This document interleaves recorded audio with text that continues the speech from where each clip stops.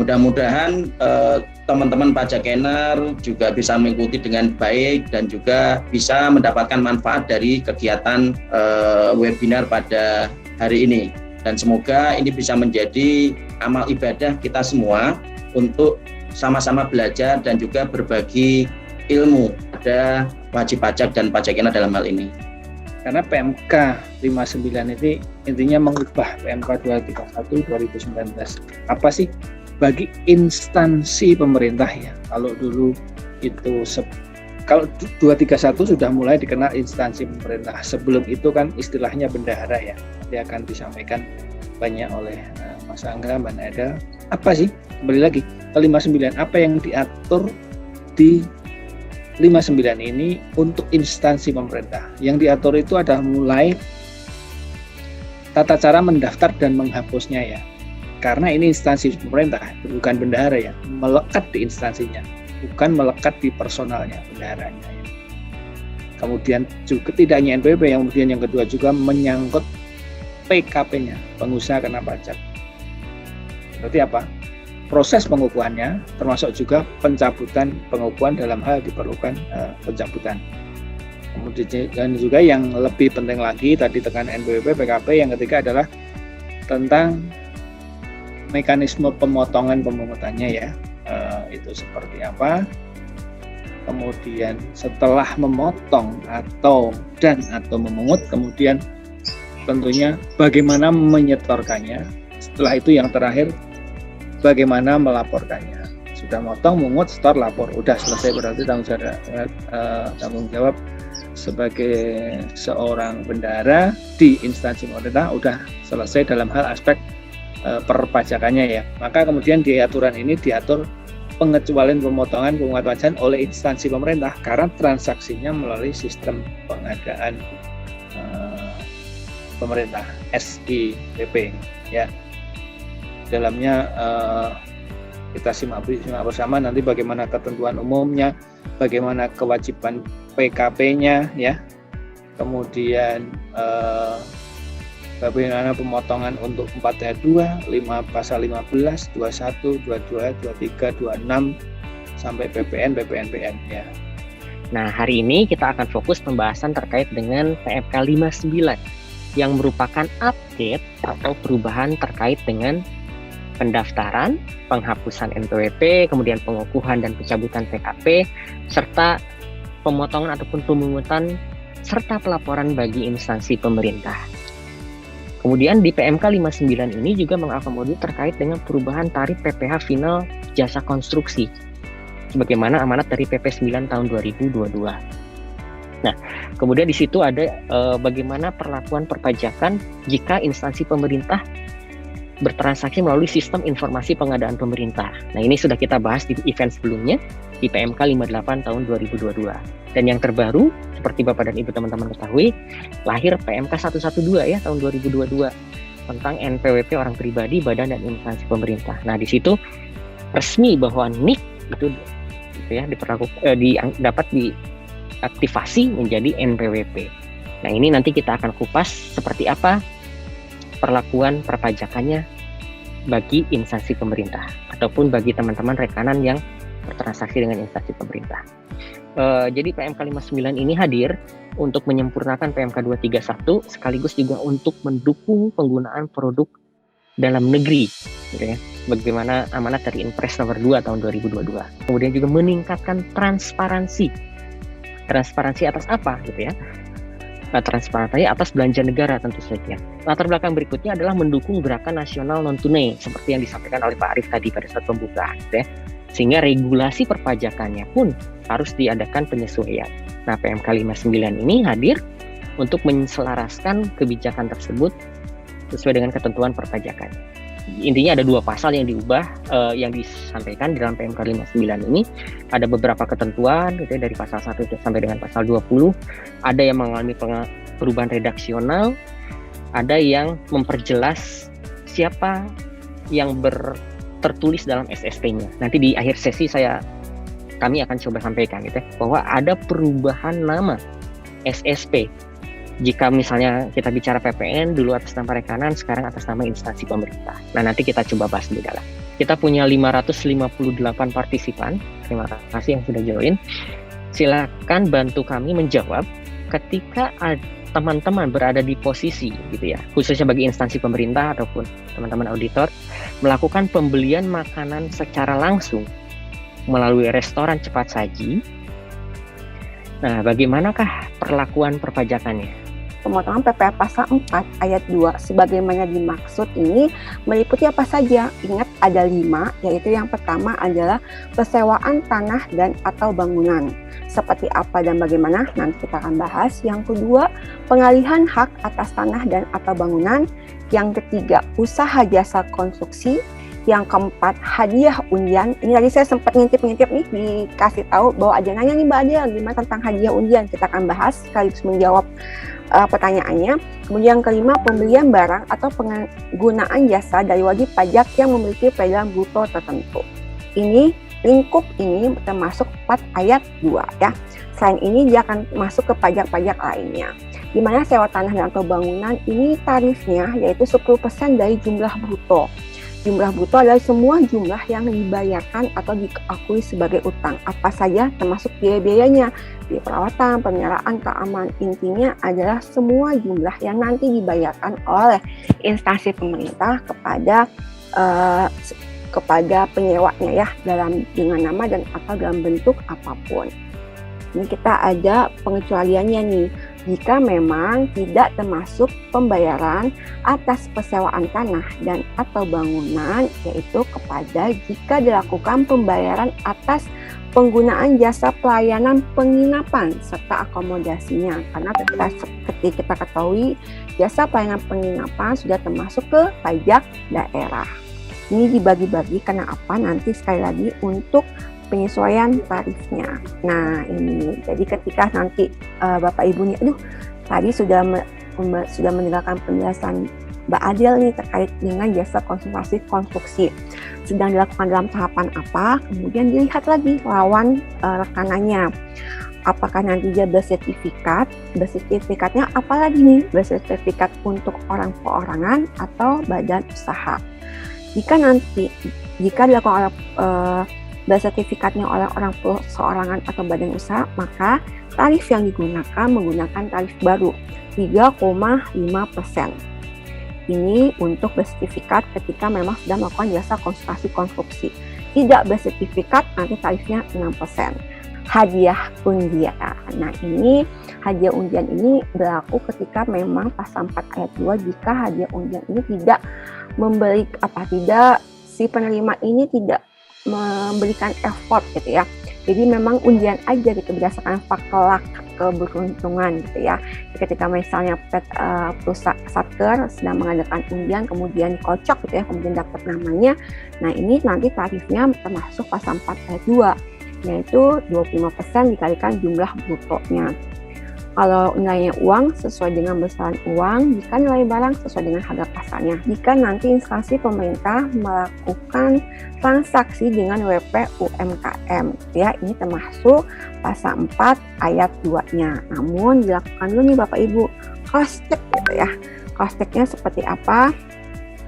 Jika nanti rekanannya ini menyerahkan PP 23 tahun 2018, jangan langsung percaya. Dicek dulu apakah validasinya masih berlaku.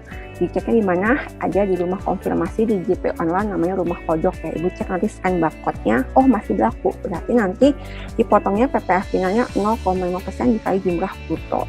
Namun jika memang tidak cek validitasnya tidak berlaku, maka dipotong pungut sesuai dengan ketentuan umum. Ketentuan umum seperti apa? Jika jasa berarti 2%, jika pembelian barang 1,5%. Nah, ini sekilas lagi tentang PPh pasal 15 karena memang diatur juga di PMK 59 ya Bapak Ibu. Ini intinya adalah PPh sama dengan tarif dikali jumlah pembayaran. Kepada siapa yang kita membayarkan? Jika instansi pemerintah melakukan transaksi kepada pertama, wajib pajak perusahaan pelayaran dalam negeri. Yang kedua, wajib pajak perusahaan penerbangan dalam negeri. Yang ketiga, wajib pajak perusahaan pelayaran dan atau penerbangan luar negeri yang memang BUT. Ini tarifnya disesuaikan ya Bapak Ibu. Ini saya hanya meng-highlight sedikit. PPh pasal 22 pajak penghasilan yang dipungut atas pembayaran atau pembelian barang kepada rekanan pemerintah. Nah, jika yang di slide ini tarifnya 1,5%, kita kalikan harga pembelian tidak termasuk PPN di dalamnya. Namun mungkin masih banyak di sini yang penasaran, mungkin yang agenda kita minggu lalu tidak hadir yang PMK 58. Nah, mungkin ada yang tahu atau pernah mendengar, wah sekarang PPh pasal 22 dipungut tarifnya 0,5% gitu ya. Mungkin ada yang mendengar itu benar jika seandainya transaksi dilakukan oleh instansi pemerintah di marketplace yang tergabung di dalam SIPP atau di dalam sistem informasi pengadaan milik pemerintah. Jika berbelanja di sana, benar bahwa PPh pasal 22-nya tidak dipungut oleh instansi pemerintah, tapi dialihkan ke pihak lain yang akan memungutnya. Itu ada di PMK 58 yang kemarin minggu lalu kita bahas. Terkait tarifnya untuk PPh pasal 23, 2% dan 15%. Untuk yang 2% seperti yang tampak di layar ya, sewa dan penghasilan lain sehubungan dengan penggunaan harta, atau yang 2% tersebut juga imbalan sehubungan dengan jasa teknik, jasa manajemen, jasa konsultan, dan jasa lain yang pembayarannya dibebankan pada APBN, APBD, ataupun APB desa. Selain yang telah dipotong PPh pasal 21 tentunya. Dan yang 15% itu bunga, termasuk premium, diskonto, royalti, hadiah, dan penghargaan, dan sejenis lainnya yang sebelumnya dipotong 21 maksudnya di sini ya. Untuk PPh pasal 26 ini merupakan pajak penghasilan yang kita potong kepada wajib pajak luar negeri yang mereka mendapat penghasilan dari Indonesia. Namun penerima penghasilan ini selain yang BUT ya, jadi selain BUT. Nah, jadi kalau seandainya ada wajib pajak luar negeri yang menerima penghasilan dari Indonesia, maka kita potong PPh pasal 26-nya, yang mana tarifnya itu kalau defaultnya itu 20% ya, tarif untuk PPh pasal 26. Tapi yang perlu Bapak Ibu perhatikan, instansi pemerintah misalnya, jika wajib pajak luar negeri ini menyerahkan surat keterangan domisili sebagai wajib pajak luar negeri, lalu di sana di surat keterangan tersebut ada tarif yang sesuai tarif P3B-nya, penghindaran pajak bergandanya, di sana tarifnya berapa di surat keterangan tersebut, maka disesuaikan dengan yang ada di surat keterangan itu. Dan pastikan bahwa surat keterangan itu masih berlaku.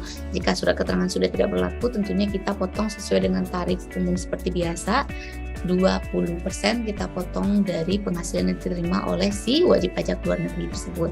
Tapi kalau seandainya surat keterangannya masih aktif, masih valid, ada perjanjian antara negara kita dengan negara si wajib pajak luar negeri ini, maka kita sesuaikan dengan tarif yang ada di surat keterangan tersebut. Jika misal tarifnya di bawah 20%, kita sesuaikan dengan tarif itu. Tapi pastikan bahwa surat keterangan itu masih aktif. Di tahun lalu bahwa besaran PPN ini disesuaikan tarifnya, yaitu sejak 1 April 2022 itu menjadi 11%, dan nanti insya Allah nih paling lambat 1 Januari 2025 itu tarifnya menjadi 12%.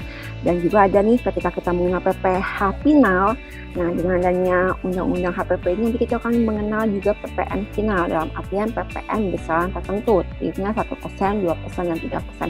Ini sudah keluar aturannya.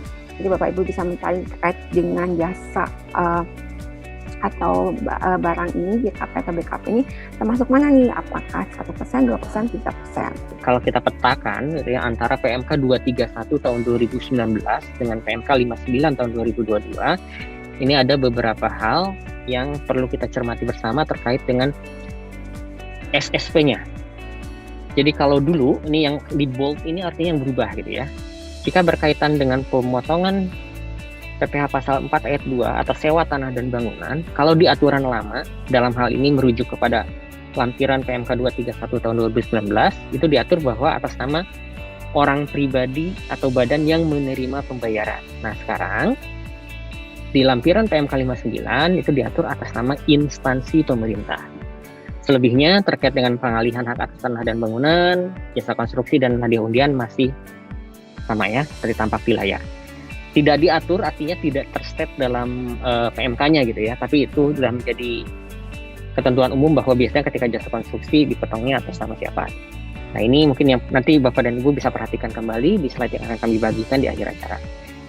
Untuk PPh pasal 15 dulu tidak terstate di lampiran PMK-nya, sekarang dipertegas gitu ya, bahwa seluruh SSP-nya nanti atas nama instansi pemerintah.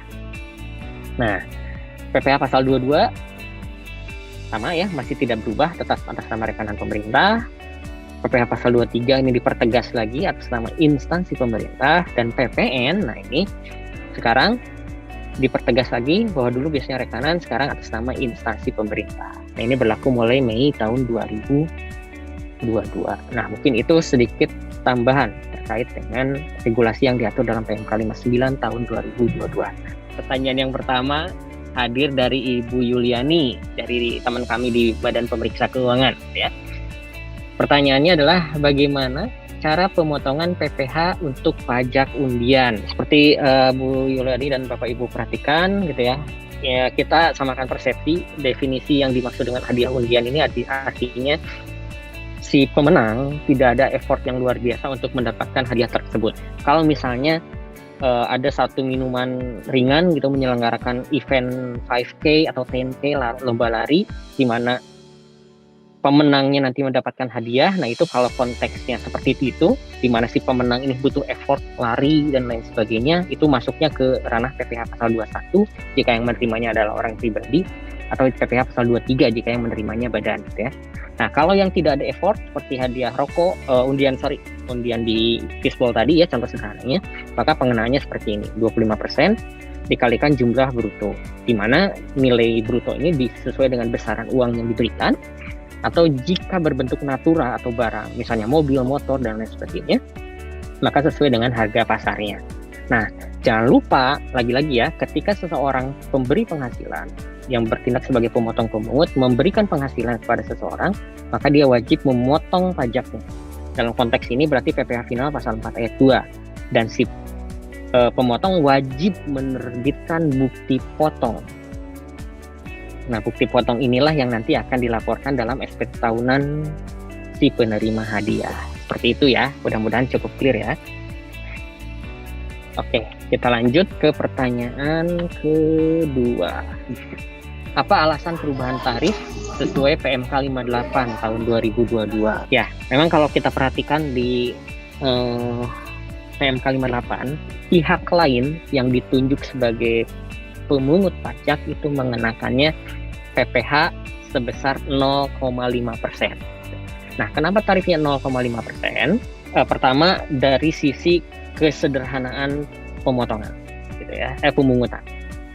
Tarifnya sederhana, satu tarif gitu ya, 0,5%. Kemudian juga kalau misalnya bertransaksi dengan wajib pajak UMKM, di mana dia dikenakan PPh 0,5%, yang dikenakan final, maka atas pemungutan 0,5%-nya oleh pihak lain tersebut juga menjadi bagian dari pelunasan PPh final 0,5-nya dari si WP UMKM tersebut.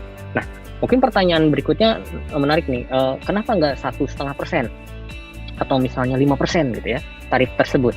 Nah, jika memang tarifnya ditentukan lebih besar daripada tarif 0,5% yang diterima oleh UMKM, dari sisi administrasi perpajakan maka akan timbul potensi adanya lebih bayar jika seandainya rekanannya kebanyakan dari orang pribadi UMKM.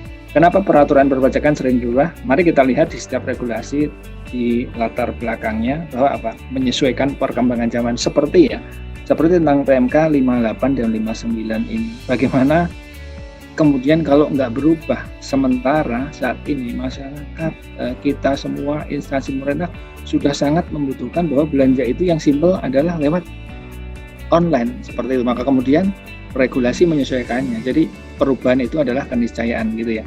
Selanjutnya pertanyaan dari Ibu Yuliana. Nah, pertanyaannya terkait pembelian langsung di restoran dan penggunaan fasilitas hotel. Bagaimana membedakan apakah pembeli atau customer-nya dari pemerintah atau bukan, sehingga bisa dibedakan mana yang merupakan objek pajak daerah dan mana yang menjadi objek pajak pusat. Mohon pencerahan. Kalau misal Ibu Yuliana ini sebagai instansi pemerintah, lalu membeli makanan ke hotel atau ke restoran, maka atas makanan tersebut sudah ada pajak daerah di dalamnya. Nah, begitu ya, kalau Ibu Yuliana ini instansi pemerintah. Pada saat membeli makanan ke restoran, maka atas makanan itu sudah ada pajak daerahnya. Jadi tidak kita pungut lagi PPN-nya. Untuk sisi PPh-nya bagaimana? PPh-nya kita pungut. PPh pasal 22. Tetap ada sisi PPh-nya, jadi tetap sejalan gitu. Kalau pada saat kita bertransaksi tersebut, kita ingat PPN-nya, oh ini kena nggak ya PPN-nya? Oh enggak, karena ini merupakan objek pajak daerah. Untuk mengetahui lebih lengkap, lebih detail mengenai apa saja objek pajak daerah, Ibu bisa membuka Undang-Undang HKPD tahun 2022, di sana detail mengenai makanan, minuman yang memang merupakan objek pajak daerah, maupun jasa-jasa lain yang menjadi objek pajak daerah, itu di sana di Undang-Undang HKPD jelas dimuat. Dan terkait makanan dan minuman ini, kalau yang dari sisi PPN-nya itu di di PMK 70 tahun 2022 juga ada mengenai makanan dan minuman yang dipungut PPN-nya dan yang tidak kita pungut PPN-nya yang sudah menjadi objek pajak daerah. Kalau untuk pajak daerahnya di Undang-Undang HKPD, silahkan dibaca. Nah, gamesnya menggunakan Kahoot, silakan Bapak Ibu masuk ke www.kahoot.it. Saya akan bacakan pertanyaannya, jika kurang jelas ya Bapak Ibu, bisa dilihat warna saja untuk jawabannya. Di bawah ini termasuk ruang lingkup PPh pasal 4 ayat 2, kecuali merah hadiah undian, kuning usaha jasa konstruksi, biru pajak restoran, hijau kesewaan tanah dan atau bangunan. 3, 2, 1.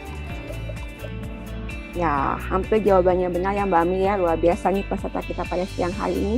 Berapakah tarif PPh pasal 22 untuk pembayaran atas pembelian barang dengan menggunakan metode LS? Ya, hampir jawabannya benar semua ya Mbak Ami, luar biasa. Ini tinggal kecepatannya saja nih. Siapa yang menjawab paling cepat? Apa nama acara Instagram Live akun Ditjen Pajak RI setiap Kamis pukul 3 sore? Ini agak promosi acara kita ya Mbak Mi ya. Jadi Ditjen Pajak RI setiap hari Kamis pukul 3 sore melakukan Instagram Live. Apa namanya? Tax Live ya Bapak Ibu. Jadi setiap Kamis pukul 3 sore kami akan membahas updating perpajakan terbaru. Bapak Ibu bisa lihat juga di IG Live Ditjen Pajak RI. Berapakah tarif PPh pasal 26 jika tidak mempunyai P3B? Oke, jawabannya benar 55. Siapakah Direktur Jenderal Pajak Republik Indonesia? Sekarang 3, 2, 1. Selesai. Pasti benar semua ya? Wah, ternyata tidak. Pak Surya Utomo, Pak Heru Pambudi sekarang Wakil Menteri Keuangan. Oh ini, jadi nomor 3 ini saya bingung ini siapa? Ternyata Win the Game, yang kedua Pak Ayudin, dan yang ketiga ALX. Terima kasih kepada seluruh peserta yang sudah hadir. Terima kasih, semoga yang kita sharing hari ini, yang kita bagikan hari ini ilmunya bermanfaat. Dan terima kasih kepada Pak Jakin yang sudah memfasilitasi, menjembatani sehingga edukasi kita hari ini dapat berjalan lancar. Dan terima kasih kepada seluruh narasumber yang sudah berbagi ilmu bersama kita dari pagi sampai siang ini. Baik, akhir kata dari saya, terima kasih. Mohon maaf apabila ada salah kata dan kekurangan. Sampai ketemu lagi di edukasi kita berikutnya. Pajak kuat, Indonesia maju. Sampai jumpa.